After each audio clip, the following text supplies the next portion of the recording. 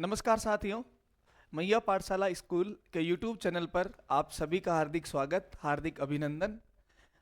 अपना half yearly exam आप लोगों के आयोजित होने वाले हैं और अपन नए पैटर्न पर आधारित जो हाफ ईयरली एग्ज़ाम है उसको टारगेट करते हुए जो प्रैक्टिस कर रहे हैं मॉडल पेपर है।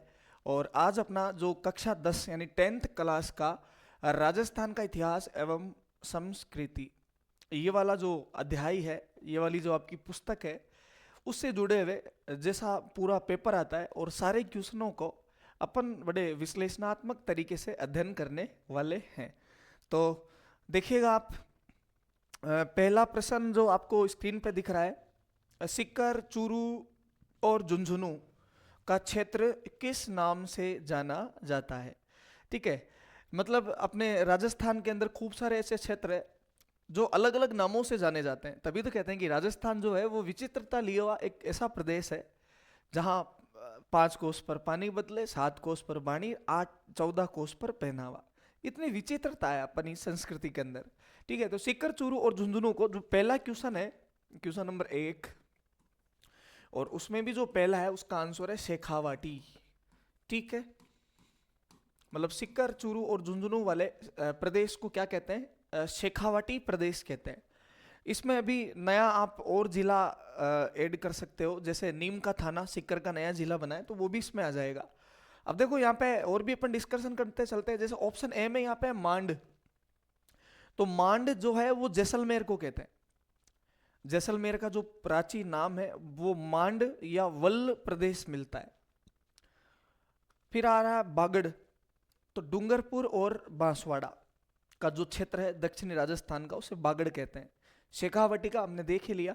और हाड़ौती, जो हाड़ा चौहानों द्वारा जिस क्षेत्र पर राज किया गया था, कोटा, बूंदी, बारा और झालावाड़। आगे चलिएगा, क्वेश्चन नंबर 1 में दूसरा जो है, पृथ्वीराज रासो ग्रंथ किसने लिखा था? तो पृथ्वीराज रासो जो है वो चंद बरदाई ने लिखा था। चंद बरदाई अपने अजमेर के एक चौहान वंश के राजा हुए थे, पृथ्वीराज चौहान तृतीय, जिनका शासनकाल 1177 से लेकर 1192 तक था। और उनके एक दरबारी कवि थे, दरबारी विद्वान थे चंद बरदाई, और उन जिनका ओरिजिनल नाम पृथ्वी भट्ट था, उन्होंने पृथ्वीराज चौहान के ऊपर एक ग्रंथ लिखा है और उस ग्रंथ का नाम क्या है? पृथ्वीराज रासो। हालांकि जो पृथ्वीराज रासो ग्रंथ है उसको चंद बरदाई पूरा नहीं लिख पाए थे, इनके बेटे थे जलहण, उन्होंने इसको पूरा किया था। आगे चलिएगा, क्वेश्चन नंबर 3, खानवा का युद्ध किस वर्ष हुआ?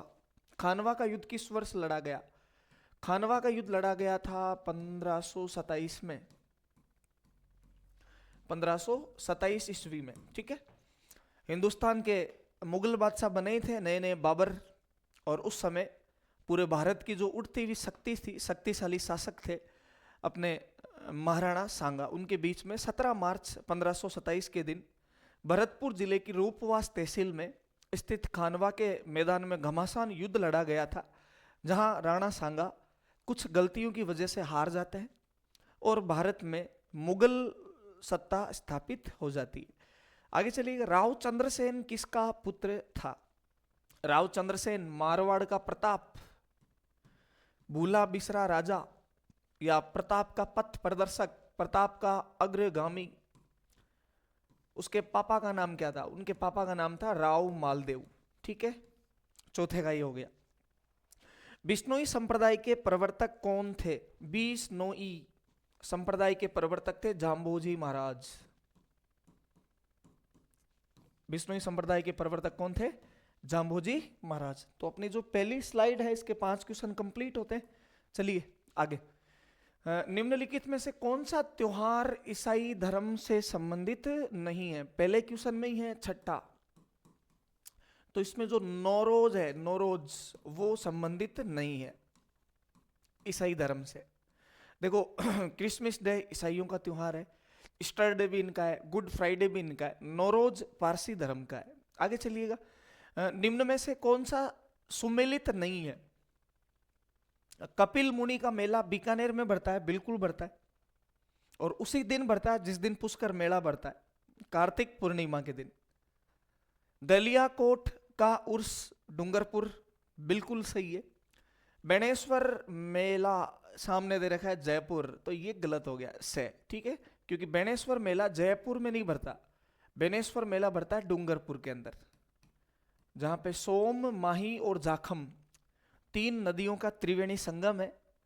और डूंगरपुर जिले की एक तहसील है आसपुरा, और उसमें एक जगह है नवाटापुरा, और उसमें भी गांव है साबला ग्राम, वहां पे ये भरता है।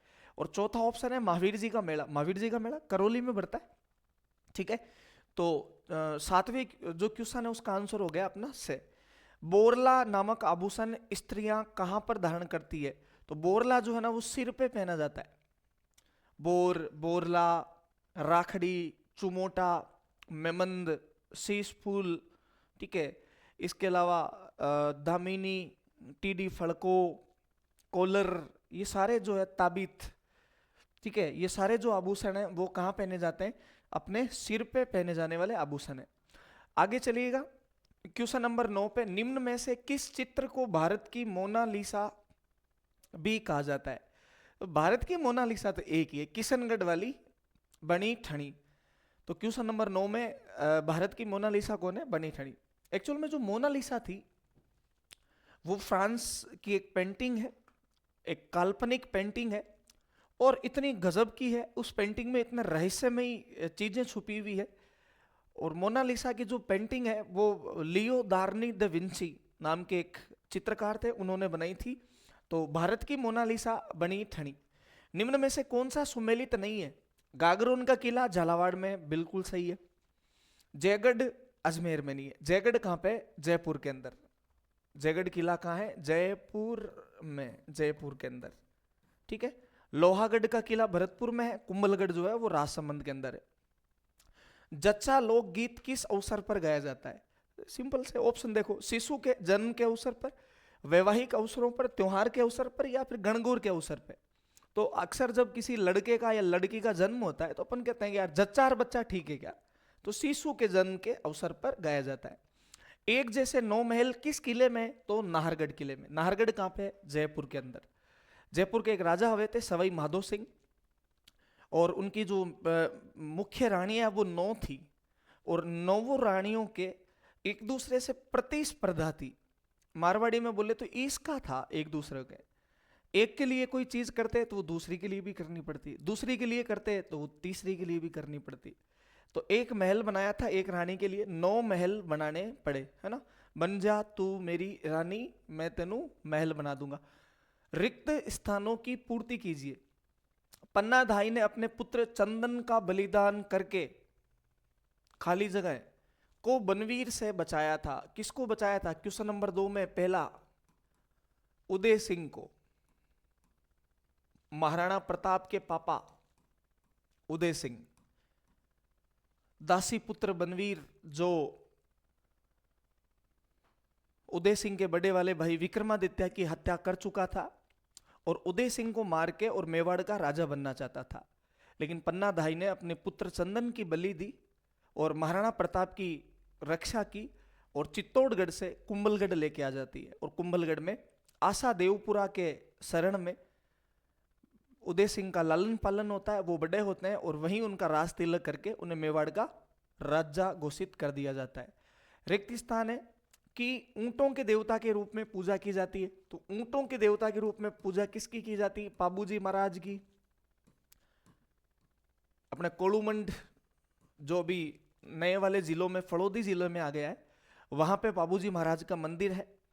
और ऐसा कहते हैं कि भारत में सबसे पहले ऊंटनी यानी सांड जो लाने का श्रेय है वो पाबूजी को जाता है। एक तो अपने यहाँ पे एक वाद्य यंत्र बजाया जाता है रावण हत्ता, और ऊंटनी वो पाबूजी लेके आए थे। इसलिए राइका यानी रेबारी समाज के जो लोग होते हैं वो पाबूजी को अपना आराध्य देव मानते हैं। करौली जिले में त्रिकुट पर्वत की घाटी पर रिक्त स्थान किसका मंदिर है? करौली में केला देवी का मंदिर है। त्रिकुट पर्वत पर कौन सी देवी का मंदिर है? केला देवी का मंदिर है।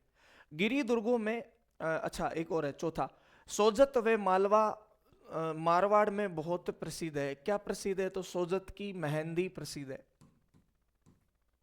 ठीक है। गिरी दुर्गों में राजस्थान का गौरव कौन सा किला कहलाता है? गिरी दुर्ग मतलब ऐसे दुर्ग जो पहाड़ियों पर बने हों। और राजस्थान का गौरव तो एक ही है, वो कौन है? चित्तौड़गढ़। राजस्थान का गौरव कौन सा किला कहलाता है? चित्तौड़गढ़ कहलाता है। ठीक है। खाली जगह को राजस्थान की राधा कहा जाता है। राजस्थान की राधा मीराबाई।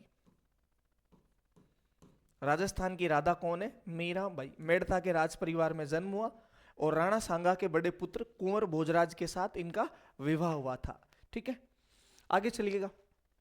अति लघुत्रात्मक प्रश्न, और आपको लिखना है अधिकतम 20 शब्द, 20 से ज्यादा नहीं लिखने। क्वेश्चन नंबर 3, अलाउद्दीन खिलजी के समय चित्तौड़गढ़ का शासक कौन था?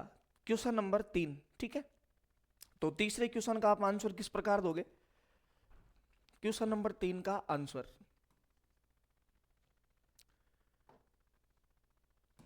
अलाउद्दीन खिलजी। देखो ऐसे पूरा लिखना है। अलाउद्दीन खिलजी के समय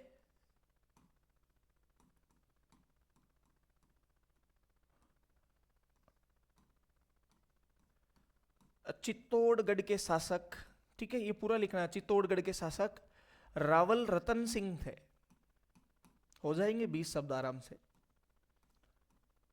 अलाउद्दीन खिलजी के समय चित्तौड़ के शासक कौन थे?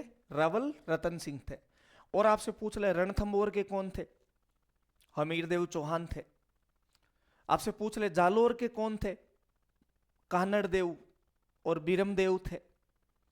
आपसे पूछ ले सिवाना जो बाड़मेर के अंदर पड़ता है, वहां के कौन थे? तो वहां के सोमदेव या सातलदेव थे। यही अलाउद्दीन खिलजी के मुख्य अटैक थे अपने, जो राजस्थान पर अलग अलग जगहों पर हुए थे। ठीक है, और 1303 में इन्होंने यहाँ पे अटैक किया था मेवाड़ पे। क्वेश्चन नंबर 4, आसीन भीलवाड़ा में किस लोक देवता का पूजा स्थल है? चौथे क्वेश्चन का आंसर, तो आप इसे प्रॉपर लिखोगे आसींद। आसींद कहां है? भीलवाड़ा। आसींद भीलवाड़ा में किसका मंदिर है? तो आप इसे लिखो आसींद भीलवाड़ा में गुर्जरों के आराध्य देव देव नारायण जी का मंदिर है। किनका मंदिर है? देव नारायण जी का मंदिर है। ठीक है, प्रॉपर भी आसींद में आपको अगर जगह का नाम पूछ ले तो अपनी जो जगह है वो है गोटा दड़ावता, गांव का नाम। ये चौथे क्वेश्चन का आंसर। क्वेश्चन नंबर 5, चूहों के मंदिर के नाम से कौन सा मंदिर विख्यात है? तो अपन यहां लिखेंगे कि चूहों के मंदिर के नाम से करणी माता। करणी माता, और करणी माता का मंदिर कहां है? देशनोक बीकानेर। देशनोक बीकानेर का मंदिर विख्यात है। ठीक है, आगे चलिएगा। क्वेश्चन नंबर 6 में मुर्किया नामक आभूषण शरीर के कौन से अंग में पहना जाता है? देखो मुर्की एक राजस्थानी शब्द है, मुर्की। और मुर्कियां जो है वो कहाँ पहनी जाती है? तो मुर्कियां राजस्थानी महिलाओं द्वारा कान का पहना जाने वाला एक आभूषण है। हो जाने हैं 20 शब्द। आगे चलो, पान्ने क्या होता है? देखो पान्ने, पान्ने का मतलब है एरिया, क्षेत्र। यहां पूछा गया पान्ने क्या होते हैं। तो जैसे कि रियासती काल में जब राजा महाराजाओं का काल हुआ करता था, तो उस समय रियासत में फिर होते थे परगने। मतलब आज जैसे जिले में तहसीलें होती है, वैसे परगने होते थे। और उस परगनों के अंदर जो ठिकाने होते थे, उन ठिकानों में भी जो अलग अलग गांव होते थे गोत्रों के अकॉर्डिंग, उनको क्या कहते थे? पान्ने कहते थे। ठीक है, तो पान्ने की डेफिनेशन हो गई। सास बहु मंदिर किस स्थान पर स्थित है? Question number 8।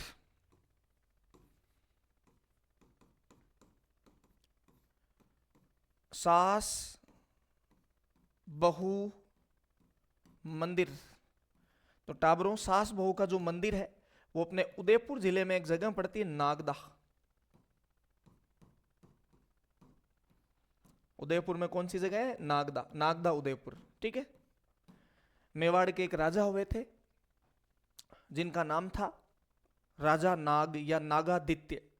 तो उन्होंने सास बहू के मंदिर का निर्माण करवाया था। इस मंदिर की दीवारों के ऊपर रामायण और महाभारत लिखी हुई है। सास बहू का मंदिर एक नहीं है, वहां पे खूब सारे मंदिर हैं, 10-15 बने हुए, उन सबको मिला के सास बहू का मंदिर कहा जाता है। अब है लघुत्रात्मक प्रश्न। गणगौर के अवसर पर गाए जाने वाले गीत की 2 पंक्तियां लिखिए। बिल्कुल लिख देंगे, है ना, राजस्थानी कल्चर में सुना ही यही है हमने तो गणगौर जो गीत है, गणगौर, पहले तो आप ये थोड़ा सा बताओगे कि गण का मतलब तो होता है शिव, शिव जी, और गौर का मतलब होता है पार्वती। गौर का मतलब क्या होता है? पार्वती। तो शिव और पार्वती, शिव और पार्वती की आराधना में जो त्योहार मनाया जाता है वो गणगौर है। और गणगौर त्योहार के अवसर पे एक गीत गाया जाता है। वैसे घूमर भी इसी समय गाया जाता है, लेकिन प्रॉपर गणगौर भी अपने आप में एक गीत है, ठीक है। जैसे गणगौर गीत की आपसे कुछ वर्ड बोले गाने के लिए, तो आप क्या गाओगे राजस्थानी लैंग्वेज में? खेलन दो गणगौर, भंवर माने पूजन दो गणगौर, ठीक है।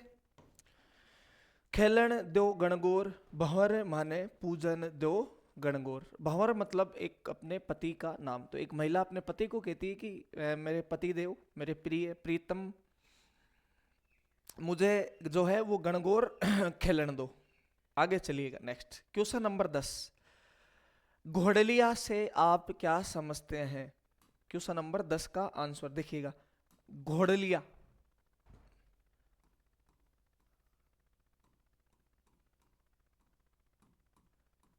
घोड़लिया से आप क्या समझते हैं? तो मुझे लगता है बताना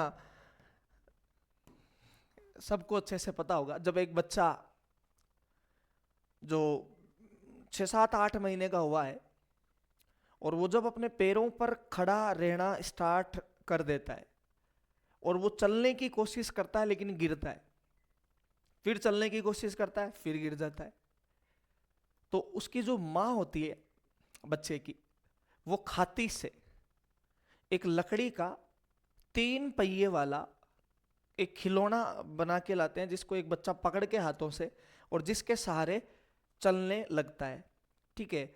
उसको गड़बेला के नाम से जाना जाता है। लेकिन घोड़लिया क्या है? देखो ये नाम आपस में मिलते जुलते हैं, इसलिए मैं आपको बता रहा हूं। घोड़लिया क्या है? रामदेव जी महाराज का एक गाना भी है, मन घोड़लियो मंगवा दे मारी मां, मन घोड़लियो मंगवा दे। यहां घोड़लिए का मतलब क्या है? भोपा। यहां घोड़लिए का मतलब क्या है? भोपा। भोपा क्या होता है?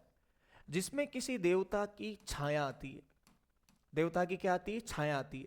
और स्पेशली अपने तेजाजी महाराज है, तेजाजी महाराज सुरसुरा वाले, तो तेजाजी महाराज के मंदिर में जो भोपा होता है जिनमें उनकी छाया आती है, उसको क्या कहते हैं? तो घोड़लियो कहते हैं। बड़ा सिंपल सा आंसर। आगे चलिएगा, नेक्स्ट। स्त्रियों द्वारा गले में पहने जाने वाले किन्हीं 2 आभूषणों के नाम बताओ। Question number 11। क्या पूछ रहा है? राजस्थानी महिला द्वारा गले में पहने जाने वाले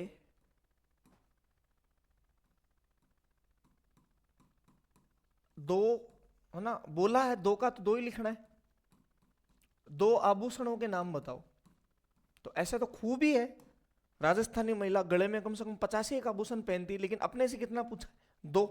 तो 2 वो बता दो जो इजी हो या आम जन में प्रचलित हो, ठीक है। तो 2 अपन बिल्कुल इजी से बता सकते हैं। जैसे गले के अंदर एक तो अपने कंठी पहनी जाती है, गले में एक तो क्या पहनी जाती है? कंठी। एक गाना भी है इसके ऊपर, कंठी पर मोर बोले पर आ बनड़ी नहीं बोले, ऐसा करके गाना भी है। तो कंठी गले का है। एक बता दो मादलिया। ठीक है, ये अपने गले के 2 आभूषणों का नाम हो गया। आगे चलो, क्वेश्चन नंबर 12। सीकर जिले में लगने वाले कोई 2 प्रसिद्ध मेलों के नाम लिखिए, है ना।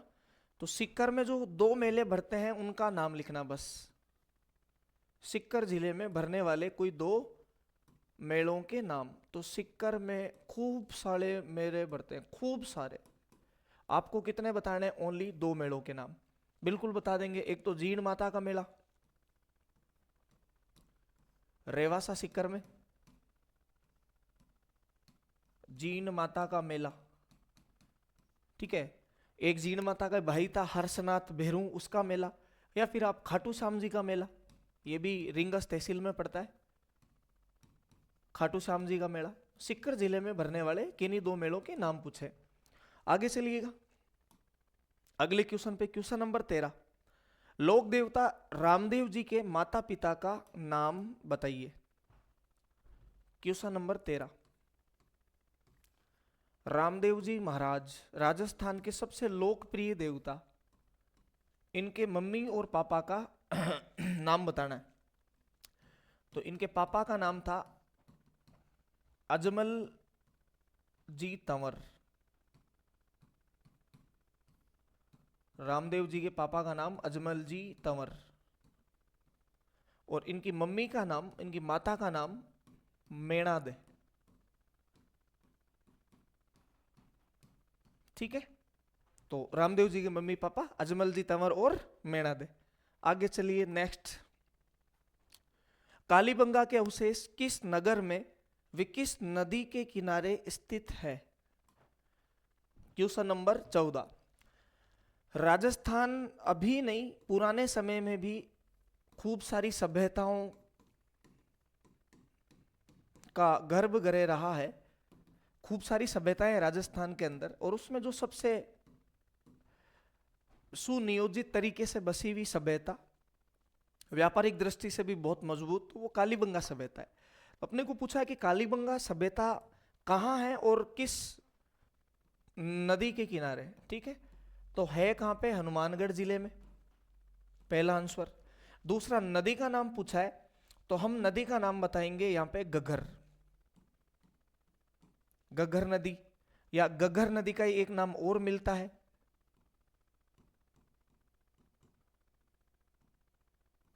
प्राचीन सरस्वती, प्राचीन सरस्वती, या इसी का वैदिक सभ्यता में नाम मिलता है द्वेषवती, ठीक है। तो इनमें से कोई सा भी नाम अपन लिख सकते हैं। वैदिक सभ्यता में द्वेषवती मिलता है, और पुराने ग्रंथों में प्राचीन सरस्वती, अभी क्या कहते हैं? घग्गर कहते हैं। आगे चलो, क्वेश्चन नंबर 15। सवाई जयसिंह की उपलब्धियों का संक्षिप्त वर्णन कीजिए। Question number 15।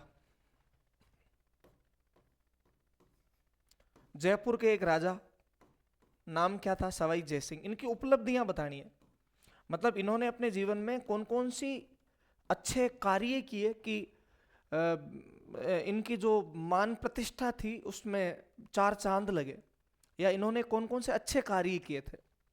इस क्वेश्चन को अच्छे से डिफाइन करने के लिए आप क्या लिखोगे? पहले सवाई जयसिंह का शासनकाल लिखोगे, 1699 से लेकर 1743 ईस्वी तक। जयपुर के एक राजा थे, उन राजाओं का नाम क्या था? सवाई जयसिंह था। सबसे पहले आप क्या लिखोगे कि सवाई जयसिंह जो है वो एक राजा होने के साथ साथ, एक राजा होने के साथ साथ एक वैज्ञानिक भी थे। राजा होने के साथ साथ क्या थे? एक वैज्ञानिक भी थे, एक वैज्ञानिक साइंटिस्ट भी थे। ये वैज्ञानिक ऐसा इन्होंने क्या किया, ठीक है, तो खूब ही काम किए थे इन्होंने। जो न्यूक्लियड गणित है उसका संस्कृत में अनुवाद कर दिया था, और आपने सुना होगा इन्होंने जंतर मंतर बनवाए थे। सवाई जयसिंह ने क्या बनाए थे? जंतर मंतर। और टोटल कितने जंतर मंतर बनवाए थे? 5 जंतर मंतर। कौन कौन से? सबसे पहला जो जंतर मंतर है वो बना था दिल्ली के अंदर। दूसरा जो जंतर मंतर है 1734 के आसपास, वो बना था जयपुर के अंदर। और फिर उसके बाद में कंटिन्यू 3 जो जंतर मंतर है 1745 में, उनमें एक तो बना उज्जैन में, एक बना था मथुरा में, और एक बना था काशी के अंदर। तो इन्होंने 5 जंतर मंतरों का निर्माण करवाया, ये भी इनकी उपलब्धि थी। राजा होने के साथ साथ में वैज्ञानिक भी थे। और इनकी उपलब्धि, इन्होंने जयपुर शहर बसाया था 18 नवंबर 1727 के दिन, जो 9 मील दूरी में बसा हुआ 9 वर्ग के सिद्धांत पर एक शहर बसा था, जिसकी सारी सड़कें समकोण पर काटती। जयपुर के वास्तुकार विद्याधर भट्टाचार्य थे। ठीक है, खूब ही बता सकते हैं। मुगलों के समय ये मालवा के सूबेदार हुआ करते थे। राजस्थान में हुरडा सम्मेलन हुआ, उसका नेतृत्व सवाई जयसिंह ने किया था। अपने यहाँ तक काम हो जाना है ना, इतना ही तो लिखने हैं, इतने ही तो शब्द लिखने हैं। तो ये यहाँ तक अपने कंप्लीट। आगे चलिएगा नेक्स्ट। लोक देवता तेजाजी पर संक्षिप्त टिप्पणी लिखिए। Question number 16।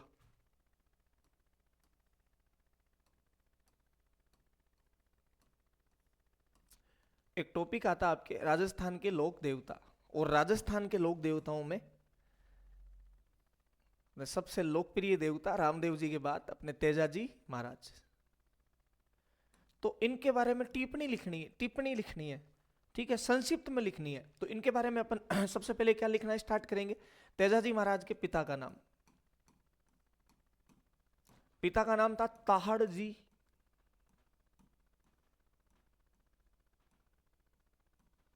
ताहड़ जी धोलिया। धोलिया गोत्र के जाट थे ये। इनकी माता का नाम था राम कुंवरी।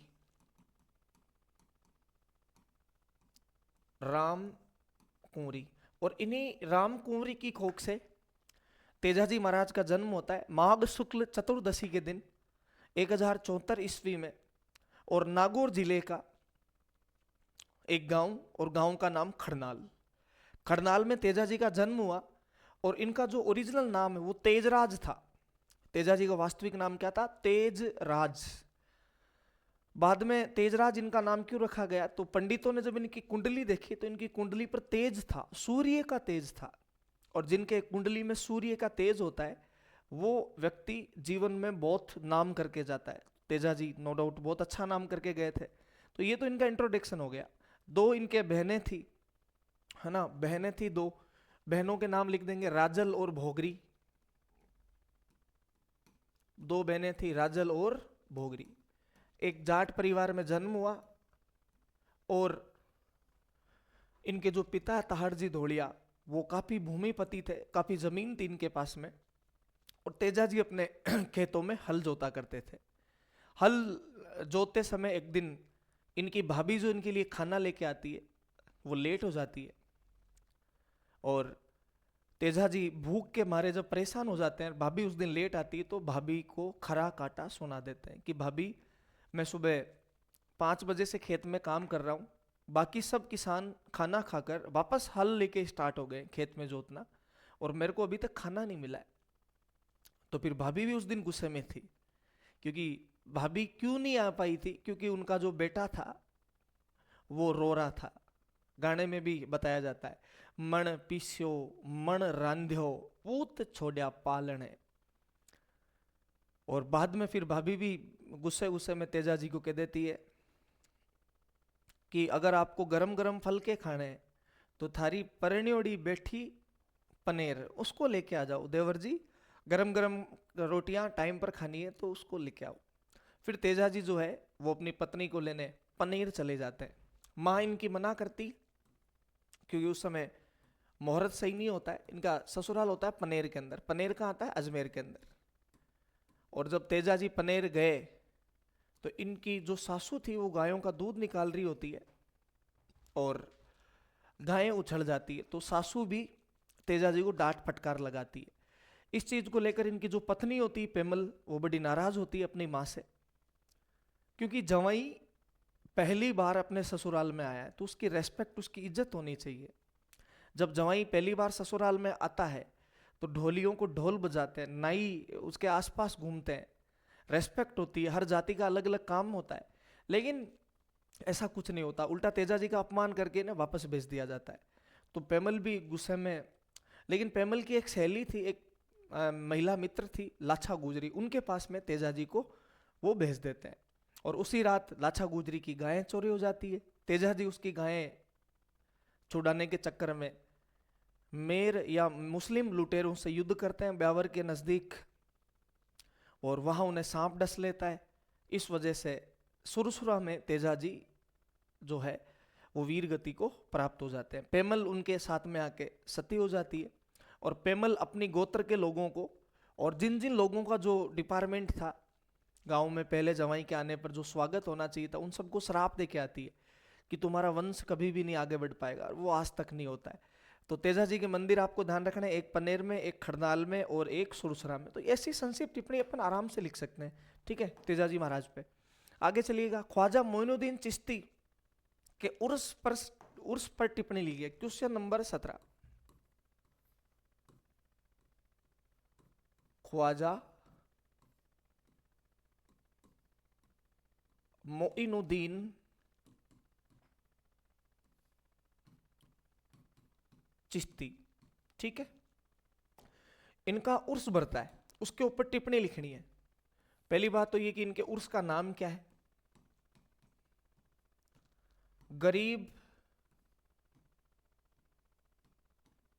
गरीब नवाज उर्स, ये लिखना आपको कि इनका जो उर्स बढ़ता है उर्स का नाम क्या है, गरीब नवाज उर्स।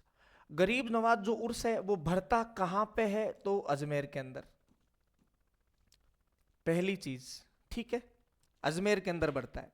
फिर और भी इससे जुड़ी हुई खूब सारी चीजें कि जो उर्स है वो मक्का मदीना के बाद में विश्व का सबसे बड़ा उर्स है, मक्का मदीना के बाद पूरे वर्ल्ड का।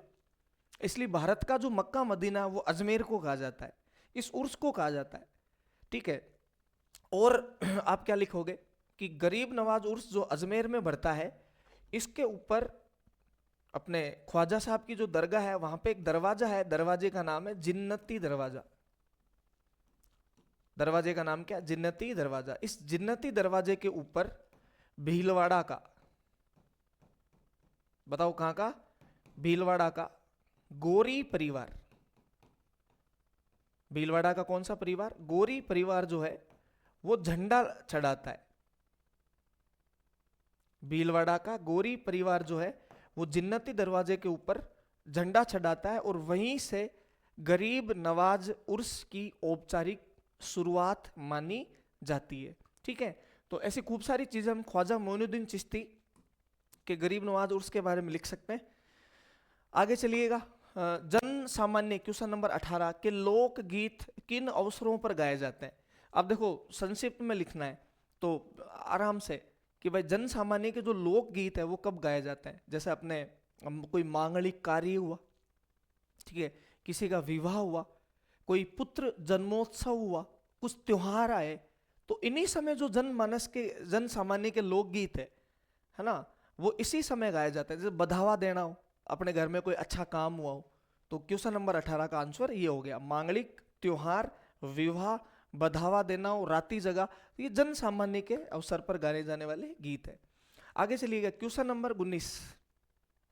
कुंभा एक विद्वान एवं विद्या अनुरागी शासक था, इसको समझाइए। Question number 19।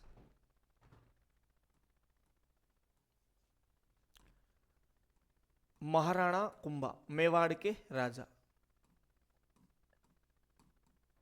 ठीक है। महाराणा कुंभा मेवाड़ के शासक कब से कब तक रहे थे, तो 1433 से लेकर 1468 ईस्वी तक। और वैसे महाराणा कुंभा का जो बहुत बड़ा चैप्टर है, इनके सैनिक अभियान है, इनकी स्थापत्य कला है, इनका अंतिम समय है, लेकिन अपने को जिसके बारे में ओनली बताना है वो है विद्यानुराग। विद्यानुराग यानी कि कुंभा ने विद्यानुराग, विद्यानुराग का मतलब सिंपल सा है कि इनके दरबार में कौन कौन से दरबारी विद्वान रहते थे, इनके दरबार में कौन कौन से ग्रंथ लिखे गए, उनके बारे में हमें बताना है, ठीक है। तो कुंभा का जो विद्यानुराग है, देखिएगा आप, सबसे पहले तो आप ये कहोगे कि महाराणा कुंभा खुद स्वयं एक वीणा वादक थे। महाराणा कुंभा क्या थे, वीणा वादक थे। वीणा आता है ना, तत्त श्रेणी का वाद्य यंत्र जिसमें तार लगे होते हैं, बजाया जाता है। तो कुंभा खुद क्या थे, एक वीणा वादक थे। फिर महाराणा कुंभा की पुत्री, और इनकी पुत्री का नाम था रमाबाई।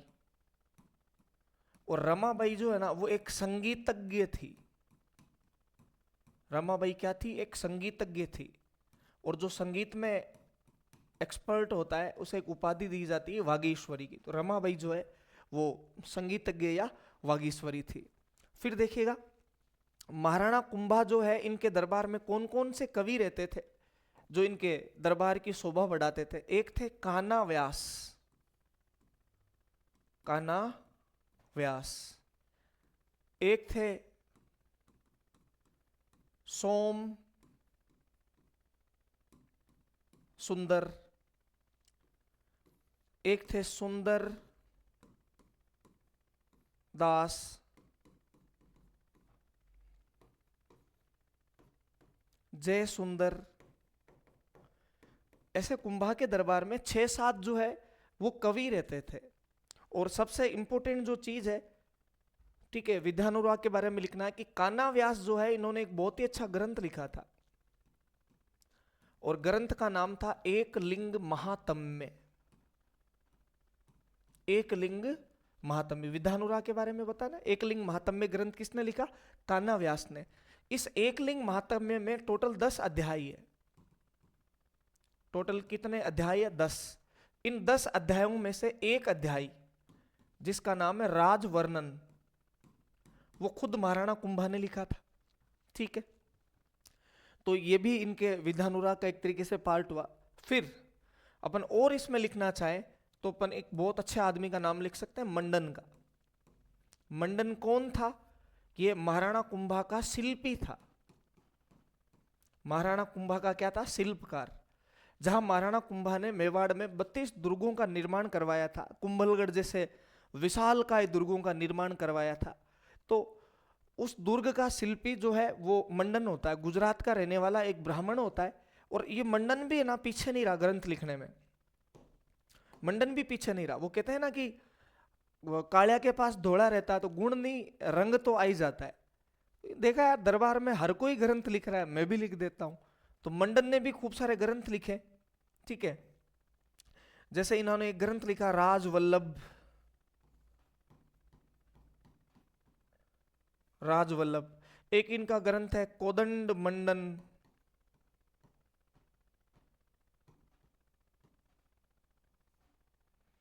एक इनका ग्रंथ है सकून मंडन।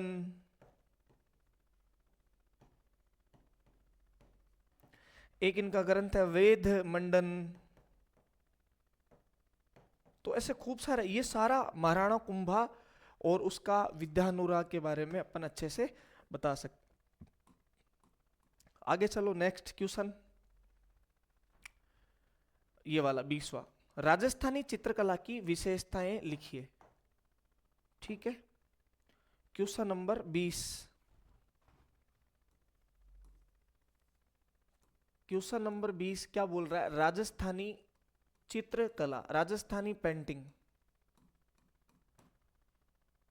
राजस्थानी चित्रकला की हमें क्या लिखनी है? विशेषताएं। देखो विशेषताओं में अपन क्या क्या लिख सकते हैं। पहली विशेषता, नंबर 1, कि राजस्थानी जो चित्रकला है उसमें ओनली दरबारी जीवन चित्रण किया गया है। दरबारी जीवन मतलब भाई चित्रकार होते थे, और चित्रकार कहां होते थे? राजाओं के दरबार में, दरबार की शोभा बढ़ाते थे। तो आमजन जो था, उस समय का जो लोक जीवन था, उस लोक जीवन का चित्रण नहीं देखने को मिलता है। ठीक है, तो अपन पहला विशेषता क्या लिखेंगे कि राजस्थानी चित्रकला में दरबारी जीवन का चित्रण किया गया है। कौन सा जीवन का? दरबारी जीवन का चित्रण किया गया। दरबारी जीवन का चित्रण किया गया। ठीक है, लोक जीवन का चित्रण नहीं किया गया है। लोक जीवन का चित्रण नहीं किया गया है। हालांकि शेखावाटी में जो चित्रकारी हुई वहां लोक जीवन का चित्रण हुआ है। बाकी ऑल ओवर राजस्थान की चित्रकला में ओनली दरबारी जीवन का जो है वो चित्रण हुआ है। और अपन राजस्थानी चित्रकला की विशेषता में क्या लिख सकते हैं कि अलग अलग यहाँ की जो चित्र शैलियां थी उनमें अलग अलग रंग संयोजन था। ठीक है, रंग संयोजन का मतलब खूब सारे कलर होते हैं, लाल, पीला, हरा, जेवराती रंग, सुनहरा रंग, ऐसे अलग अलग शैलियों में अलग अलग रंगों की प्रधानता है, ये भी विशेषता है। क्वेश्चन नंबर 3 हम लिख सकते हैं कि राजस्थान की चित्रकला में वृक्षों का चित्रण भी हुआ है। वृक्षों का चित्रण भी हुआ है, जैसे मेवाड़ चित्र शैली में कदम्ब के वृक्षों पर चित्रण हुआ है, नाथद्वारा और किशनगढ़ में केलों के वृक्षों का चित्रण हुआ है, जयपुर शैली में पीपल के वृक्ष का चित्रण हुआ है, मारवाड़ में आम के वृक्षों का चित्रण हुआ है, और बूंदी शैली में खजूर के वृक्षों का चित्रण हुआ है। तो अलग अलग शैलियों में अलग अलग वृक्षों का चित्रण हुआ है। फिर चौथी चीज अपन बता दें कि जो आदमियों के चित्र बने थे राजस्थानी चित्रकला में, जो आदमियों के चित्र बने थे, ठीक है, राजा महाराजाओं के या रानियों के अगर अपन बात करें तो आदमियों के जो चित्र थे उनमें आंखें जो है वो देखो अलग अलग प्रॉपर शैली में आ जाएगी। ठीक है, अगर अपन ऑल ओवर देखें तो आंखें जो है ना वो मोटी दिखाई गई है, आदमियों का जो कद है वो छोटा दिखाया गया है, चित्रों में रंग जो है वो सांवला दिखाया गया है, और अपन कहें तो चेहरा जो है आदमियों का, उस चेहरे में दाढ़ी मूछें हैं। चेहरा किन से भरा हुआ है? दाढ़ी मूछों से। तो इस प्रकार राजस्थानी जो चित्रकला है उसकी खूब सारी विशेषताएं, अलग अलग चित्र शैली में अलग अलग आंखें यूज ली गई है, कई बादामी आंखें हैं जोधपुर चित्र शैली में, तो कोटा बूंदी में आम जैसी बड़ी बड़ी आंखें हैं, किशनगढ़ शैली में तीर के जैसे खिंची हुई आंखें हैं, तो नाथद्वारा में मृग यानी हिरण के समान आंखें हैं, तो मछली के समान आंखें जयपुर चित्र शैली की विशेषता है। कहीं कहीं राजा महाराजाओं द्वारा शिकार करते हुए शिकार के दृश्यों का भी चित्रण हुआ है। तो इस प्रकार ये सारी राजस्थानी चित्रकला की क्या रही विशेषताएं। आगे चलिएगा, क्वेश्चन नंबर 21, अजमेर के तारागढ़ दुर्ग की विशेषताएं लिखे, है ना। तो देखिएगा अपन लिखना स्टार्ट करते हैं, यहीं से लिख देते हैं। क्वेश्चन नंबर 21, तारागढ़ दुर्ग। तारागढ़ दुर्ग वैसे तो आपको ध्यान रखना है राजस्थान में दो है, एक तो बूंदी के अंदर है, एक अजमेर के अंदर है। ठीक है, इसकी विशेषता अपन क्या लिखेंगे, सबसे पहले दो तीन चीजें जो नॉर्मल सी इसके बारे में लिखनी चाहिए हमें, कि तारागढ़ का जो किला है इसका निर्माण अजमेर के एक चौहान शासक थे जिनका नाम था अजयराज। अजमेर के चौहान शासक थे, नाम क्या था? अजयराज चौहान। उन्होंने 1113 ईस्वी में करवाया था, 1113 ईस्वी में निर्माण करवाया। फिर आपसे पूछ ले तारागढ़ का जो किला है वो कौन सी पहाड़ी पर बना है? ठीक है, पहाड़ी का नाम पूछ ले तो पहाड़ी है बिठली पहाड़ी, बिठली पहाड़ी। मुगल बादशाह थे सांझा, और मुगल बादशाह सांझा के समय तारागढ़ दुर्ग अजमेर के किलेदार हुआ करते थे विठल दास गोड़, जो तबीची सराधना के रहने वाले थे, और उन्होंने इस दुर्ग की रक्षा की, इस दुर्ग का पुनर्निर्माण करवाया। इसलिए सांझा ने प्रसन्न होकर उस पहाड़ी का नाम तो विठल दास गोड़ के नाम पे बिठली पहाड़ी कर दिया, और ऊपर स्थित गढ़ को गढ़ बिठली। और आपसे कहे कि इसकी विशेषताओं पर और प्रकाश डालो तो इसके अपन कुछ उपनाम बता सकते हैं। ठीक है, उपनाम क्या बता सकते हैं कि इसे एक तो पूर्व का जिब्राल्टर कहते हैं। जिब्राल्टर क्या है? यह एक जल संधि है जो यूरोप महाद्वीप और अफ्रीका महाद्वीप के दो देश है स्पेन और मोरक्को, उनको जोड़ती है। उसी प्रकार जो अपना अजमेर वाला इलाका है वो सारी बड़ी बड़ी रियासतों को आपस में जोड़ता है। मेवाड़ से मारवाड़ को जोड़ दिया, मारवाड़ को इधर हाड़ौती से जोड़ दिया, तो इस जिब्राल्टर का काम करता है। एक इसको अपन गढ़ बिठली भी कह सकते हैं, गढ़ बिठली, ठीक है। एक अजमेर का जो किला है तारागढ़ दुर्ग, इसका पहले जो पुराना नाम है वो अजयमेरु दुर्ग हुआ करता था। पहले इसका नाम क्या हुआ करता था? अजयमेरु दुर्ग। वो तो अपने मेवाड़ रियासत के एक राजकुमार थे पृथ्वीराज सिसोदिया, या जिन्हें इतिहास में उड़ना राजकुमार के संबोधित किया गया है। उनकी पत्नी थी ताराबाई, जो टोंक के टोडा ग्राम की रहने वाली थी, और उनकी पत्नी का आकस्मिक निधन हो जाता है। इसलिए उन्होंने अजयमेरु दुर्ग के चारों ओर एक मजबूत परकोटा बनाया और अपनी पत्नी ताराबाई के नाम पर उस गढ़ का नाम क्या कर दिया? तारागढ़ कर दिया। और इसकी विशेषताएं बताएं तो इसमें 14 बुर्ज है। अजमेर के तारागढ़ किले में कितने बुर्ज हैं? 14, जिसमें घूंगठी, नंगाड़ची, इनके नाम आते हैं हुबहू कि घूंगठी, नंगाड़ची ये किस किले के बुर्ज हैं? तो अजमेर के तारागढ़ किले के बुर्ज हैं। और आपसे पूछे अजमेर का जो किला है तारागढ़ दुर्ग, इस पे पृथ्वीराज स्मारक बना हुआ है। चौहान शासक पृथ्वीराज चौहान का स्मारक बना हुआ है। यहां पे मीरान साहब की दरगाह है। इस किले के अंदर क्या है? मीरान साहब की दरगाह है, ठीक है। और अपन लिख सकते हैं कि तारागढ़ किले में घोड़े की मजार है,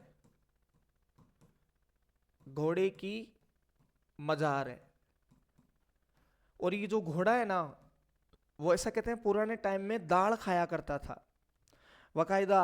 खैर अभी नहीं है और पहले भी नहीं था, जब था तो लोग बाग ऐसे आस्था थी कि किसी बर्तन में घाल के दाल रखते थे तो वो दाल खा जाया करता था। ठक ठक की यहाँ से आवाज आया करती थी। और अपन आगे देखें तारागढ़ किले के बारे में, तो भारत के गवर्नर जनरल हुए थे लॉर्ड विलियम बेंटिंग।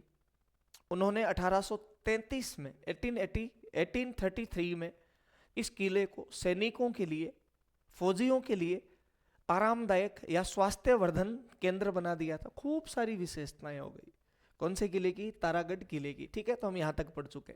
अब 22वां क्वेश्चन है, महाराणा प्रताप की उपलब्धियों का वर्णन कीजिए या पृथ्वीराज तृतीय की उपलब्धियों का वर्णन कीजिए। दोनों में से किसी का कर दो। तो दोनों ही बड़े वीर प्रतापी शासक हुए थे अपने जमाने के। महाराणा प्रताप की उपलब्धियों का वर्णन करते हैं। बड़ा देखो सिंपल सा और रोचक सा तथ्य है। महाराणा प्रताप का जन्म 9 मई 1540 ईस्वी कुंभलगढ़ दुर्ग राज संबंध और उस दुर्ग के अंदर स्थित बादल महल में भी एक कमरा जूनी कचहरी, वहां पे महाराणा प्रताप का जन्म हुआ। इनके पिता का नाम महाराणा उदय सिंह और इनकी माता का नाम जयवंताबाई था। जयवंताबाई पाली के अखेराज सोनगरा की पुत्री थी, ठीक है। महाराणा प्रताप के बचपन का नाम कीका या कूका था। ऐसा कहा जाता है कि महाराणा प्रताप का जो जीवन का अधिकतर समय है वो कुंभलगढ़ में गुजरा और कुंभलगढ़ के आसपास भील ज्यादा रहते थे। और महाराणा प्रताप भीलों के बीच में खेल कूद कर बढ़े हुए थे। और भीलों में जो छोटे बच्चे के लिए जो शब्द यूज में लिया जाता है, छोटे बच्चे का शब्द सूचक है कीका या कूका, तो महाराणा प्रताप का भी वही नाम है। फिर महाराणा प्रताप धीरे धीरे बड़े हुए, 17 साल के हुए तो महाराणा प्रताप का विवाह होता है अजबदे पंवार के साथ 1557 में। पूरा वर्णन कर रहा हूं मैं। 1559 में महाराणा प्रताप और अजबदे की खोख से एक गजब का पुत्र हुआ, महाराणा अमर सिंह प्रथम। उसके बाद 1568 में चित्तौड़गढ़ पर अकबर का आक्रमण होता है और अकबर चित्तौड़गढ़ जीत जाता है। लेकिन महाराणा उदय सिंह अपने पूरे परिवार सहित उस समय गोगुंदा में गढ़ छोड़कर चले जाते हैं और गोगुंदा में रहते हुए महाराणा उदय सिंह की होली के दिन मृत्यु हो जाती है और फिर राज्याभिषेक होता है महाराणा प्रताप के एक छोटे भाई होते हैं जगमाल उनका। क्योंकि महाराणा उदय सिंह की एक रानी होती है धीरबाई भटियाणी, उसके प्रेम जाल में आके और उदय सिंह महाराणा प्रताप की जगह जगमाल को अपना उत्तराधिकारी घोषित कर देते हैं।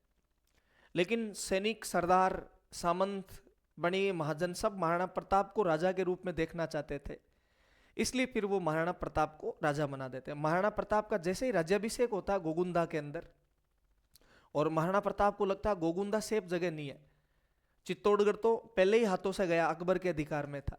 महाराणा प्रताप गोगुंदा से कुंभलगढ़ चले जाते हैं और अपनी राजधानी कुंभलगढ़ को बनाते हैं। कुंभलगढ़ में जाकर अपना राज्याभिषेक विधिवत तरीके से कराते हैं, आसपास के राजाओं को राज्याभिषेक में आमंत्रित करते हैं और बड़े धूमधाम से राज्याभिषेक मनाया जाता है। लेकिन उसी समय शायद मेवाड़ राज्य को किसी की नजर लग जाती है और अकबर की कुदृष्टि मेवाड़ राज्य पर पड़ जाती है। अकबर महाराणा प्रताप को मनाने के लिए 4 लोगों को भेजता है, जिसमें पहले जलाल खां, फिर मान सिंह, फिर भगवंत दास और फिर टोडरमल। 4 जने आते हैं मनाने के लिए, लेकिन महाराणा प्रताप मानते नहीं है। तो एक ऐतिहासिक युद्ध 18 जून 1576 को हल्दी घाटी का युद्ध लड़ा जाता है, जिसमें महाराणा प्रताप की सेना और कुछ सेनापति, जिसमें भील सेनापति राणा पुंजा, हकीम का सूर, स्वयं महाराणा प्रताप और बाकी मेवाड़ी सैनिक वीरता और बहादुरी का प्रदर्शन करते हैं और इस युद्ध में महाराणा प्रताप की विजय होती है। लेकिन अकबर फिर भी महाराणा प्रताप को जब प्राप्त नहीं कर पाया, उनको पकड़ नहीं पाया, तो वो शाहबाज खां के नेतृत्व में एक बहुत बड़ी फौज कुंभलगढ़ पर आक्रमण करने के लिए भेजता है और कुंभलगढ़ पर 3 आक्रमण करता है शाहबाज खां। महाराणा प्रताप, जिन्हें हल्दी घाटी के युद्ध में पहले ही जन धन की हानि बहुत ज्यादा हो गई थी, अब वो लड़ने के सक्षम नहीं थे, लेकिन अधीनता भी स्वीकार नहीं करनी थी, इसलिए फिर महाराणा प्रताप पहाड़ों में चले जाते हैं। पहाड़ों में 7-8 साल व्यतीत करते हैं। उसी दौरान दिव्वेर का युद्ध भी लड़ा जाता है, जिसमें महाराणा प्रताप की विजय होती है। और उसके बाद महाराणा प्रताप 1585 में चावंड को अपनी राजधानी बनाते हैं और वहाँ पे महल, मंदिरों का निर्माण करते हैं। वहाँ पे चित्रकला की एक शैली भी पनपती है, चावंड चित्र शैली। और 19 जनवरी 1597 के दिन ऐसे वीर बहादुर, देश प्रेमी, देशभक्त महाराणा प्रताप जो है वो ये संसार छोड़ के चले जाते हैं। तो ये सारी महाराणा प्रताप की उपलब्धि आ गई। आगे चलो, राजस्थान के किन्हीं 2 दुर्गों का विस्तार से वर्णन कीजिए, या फिर राजस्थान के किन्हीं 2 मंदिरों के जो है, किन्हीं का कर दो, दुर्ग भी कर दो, मंदिर भी कर दो, एक ही बात है, ठीक है। अपने 250 शब्द होने चाहिए, तो आपको लगे कि यार ये दुर्ग मेरा, अच्छा अब इसमें एक ध्यान रखना, ये नहीं कहीं तारागढ़ दुर्ग कर दो ना, तारागढ़ को छोड़ के कोई 2 दुर्ग करने, और मंदिरों का करना चाहो तो मंदिरों का कर दो ना, दोनों विकल्प है अपने पास में। तो अगर अपन मंदिरों का देखें तो यहाँ पर सास बहू का मंदिर आया था एक, या लोक देवियों में देख लो, करणी माता का मंदिर ले लो, चलो सबको छोड़ो कि करणी माता का मंदिर देशनोक बीकानेर में है। करणी माता चारणों की कुलदेवी है और बीकानेर के राठौड़ों की आराध्य देवी है, ठीक है। ये मंदिर का वर्णन कर रहे हैं। करणी माता के मंदिर में खूब सारे चूहे होते हैं और उन्हें चूहों को काबा कहा जाता है। सफेद चूहे यानी कि सफेद काबा के जो दर्शन है वो शुभ माने जाते हैं। और हम कहें तो ये जो मंदिर है, इस मंदिर का निर्माण राव बीका ने करवाया था, लेकिन इस मंदिर का जो वर्तमान स्वरूप देखने को मिलता है वो बीकानेर के महाराजा गंगा सिंह द्वारा निर्मित करवाया गया था। इस मंदिर के अंदर एक जगह है नेड़ी, और इस मंदिर के आसपास में एक जगह है ओरण, जो 12 कोस का है, 36 किलोमीटर, और वहां पर करणी माता अपनी गायें चराया करती थी और फिर उन गायों का दूध निकाल के और बिलोवना करती थी। उस बिलोवना को क्या कहते हैं? नेड़ी जी कहते हैं। नेड़ी जी करके वहां पे मंदिर है। तो करणी माता के मंदिर में अपन और फुल विस्तृत रूप से यहाँ पे आपके आराम से 100-125 शब्द हो जाने। और फिर आप जैसे कोई दूसरा मंदिर ले लीजिएगा, जैसे अपन रणकपुर, रणकपुर में जो जैन मंदिर है बहुत इंपॉर्टेंट है, ठीक है। रणकपुर का जैन मंदिर, रणकपुर के जैन मंदिर में जो मूर्ति है वो आदिनाथ या ऋषभ देव की है, जो जैन धर्म के पहले तीर्थंकर थे। और जो ऋषभ देव जी की या आदिनाथ जी की मूर्ति है उसके 4 मुंह हैं 4 दिशाओं में, जैसे अपने अशोक स्तंभ के है ना वैसे, इसलिए उस मंदिर को चौमुखा जैन मंदिर कहा जाता है। उस मंदिर का निर्माण महाराणा कुंभा के एक मंत्री थे, जैन मंत्री धरणक शाह, उन्होंने रणकपुर के जैन मंदिरों का निर्माण करवाया था। उस मंदिर में 1444 खंबे हैं, इसलिए उस मंदिर को स्तंभों का वन या खंभों का अजायब घर कहा जाता है। और भी इस जो मंदिर है, ये इस मंदिर के जो आर्किटेक्ट थे, वास्तुकार थे, वो देपा या देपाक थे। इस प्रकार दोस्तों हम रणकपुर का जो जैन मंदिर है धरणक शाह द्वारा निर्मित, उसका भी जो है वो इस प्रकार हम उसकी वर्णन कर सकते हैं। तो इस प्रकार दुर्गों में देखें तो सिंपल सा ले लो, मेहरानगढ़ का किला ले लो, खूब अध्ययन है यार, खूब बता सकते हैं उनके बारे में, जितना बताएं उतने कम है। एक एक किले के बारे में 500 शब्द, लेकिन अपने को वर्ड लिमिट का भी ध्यान रखना होता है, ठीक है। मेहरानगढ़ का किला ले लो, आमेर का किला ले लो, जैसलमेर का ले लो, जो आपका जैसे राजस्थान में 250 से 300 किले हैं, लेकिन अपनी किताबों में जो हमें पढ़ने को मिलते हैं वो 50 के आसपास, वही पर्सन आते हैं, उन्हीं से पूछे जाते हैं। उनको अच्छे से याद कर लो, उसमें 2 जो आपको इंटरेस्टिंग लगे उनके बारे में बता दो। तो दोस्तों ये अपनी जो कक्षा 10 का राजस्थान का इतिहास और संस्कृति का मॉडल पेपर था वो समाप्त हुआ। आपसे आशा करता हूँ आप लोगों को अच्छे से समझ में आया होगा। इसी प्रकार हम और भी आगे निरंतर हमारी टीम आपके लिए प्रयत्न करती रहेगी। जब तक जय हिंद, जय भारत, थैंक यू, धन्यवाद।